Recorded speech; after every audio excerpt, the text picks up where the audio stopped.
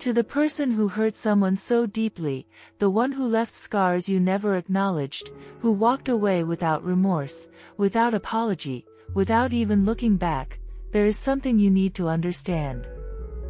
You didn't just break a relationship, you broke a person, you damaged a heart that trusted you, a soul that stood by you, someone who gave you love, patience, forgiveness, and endless second chances, someone who believed in you long after you stopped believing in them, and you took that love, that loyalty, that devotion, and treated it like it meant nothing.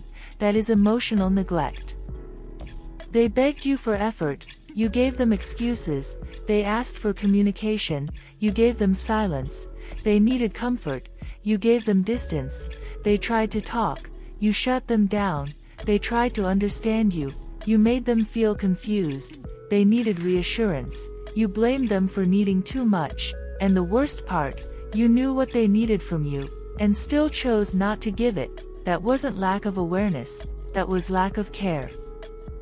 With time, the emotional neglect grew heavier, you ignored their pain, you dismissed their feelings, you laughed at their tears, you twisted their words, you made them doubt what they saw, what they felt, what they knew, and every time they tried to speak their truth, you told them they were being dramatic, needy, emotional, you made them apologize for hurting, even though you were the one causing the pain. This is gaslighting, this is manipulation, this is trauma.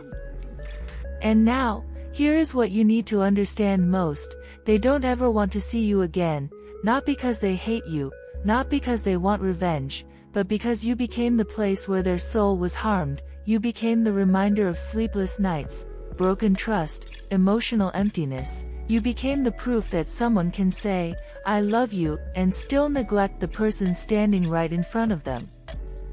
They remember how often they begged for the basics: your time, your attention, your honesty, your consistency, your respect, your commitment, your empathy, your presence, and how you denied them all of it.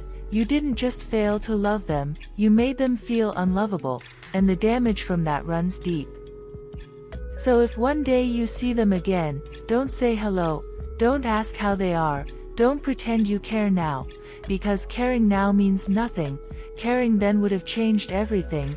They don't want your voice, they don't want your apology, they don't want your new version of yourself, they want distance, peace, quiet, freedom.